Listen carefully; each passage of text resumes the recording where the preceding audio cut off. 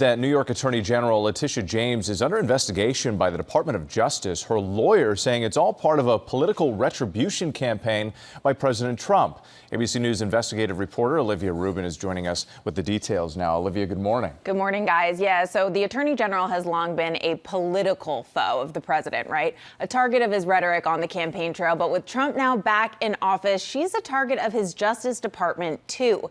Sources have told ABC News that the Department of Justice has issued subpoenas to James's office, in part investigating that civil fraud case her office brought against President Trump back in 2022.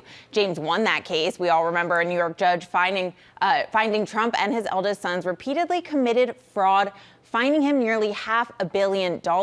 Trump has since appealed that ruling, calling the case a scam. And Olivia, that's not the only case that prosecutors are looking at here. That's right. They're looking at a second case, that case that James brought into the corruption case into the National Rifle Association. And its longtime leader, Wayne LaPierre, a jury last year, found the NRA and LaPierre liable for misappropriating millions of dollars in order to fund personal luxury expenses. The jury finding LaPierre and another executive must repay over $6 million. The NRA, in a statement at the time, said the verdict confirmed that it was victimized by former vendors and fiduciaries. Now, both of those cases, Trump and the NRA, under scrutiny, all part of this investigation into whether James and her office violated the civil rights of Trump and the NRA. A spokesperson for James is firing back quite harshly here, saying it's weaponization of the justice system and saying they, quote, stand strongly behind our successful litigation. All right, we'll see how all these cases play out. Thank you, Olivia.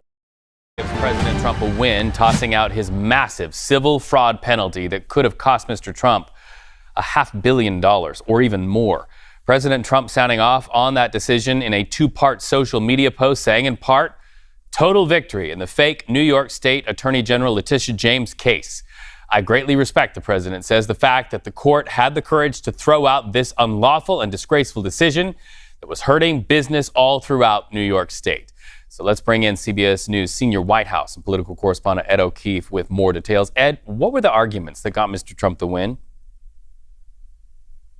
Be very clear, the president is suggesting here that the entire thing's been tossed out. That is not the case. What has been tossed out by this appeals court decision is the current amount of money he would owe in the case, not the underlying charges and the fact that he was convicted, but the now more than $500 million he would have to pay to the state of New York for his crimes.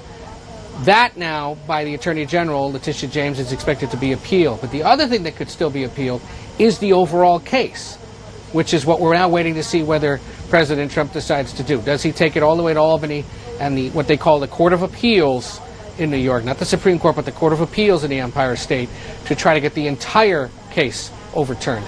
The judges were bitterly divided on this one. A handful of them suggesting the whole thing should get tossed, others saying it should hold, but in agreement that ultimately the $500 million plus was too much money for someone to be paying. One of them alleging it was a violation of the Eighth Amendment and the prohibition on excessive fines. So the president here trying to cast this as total vindication, but that is not the case. And this overall, the underlying charges against him continue in court, as the Attorney General now says she plans to appeal the decision regarding the fine.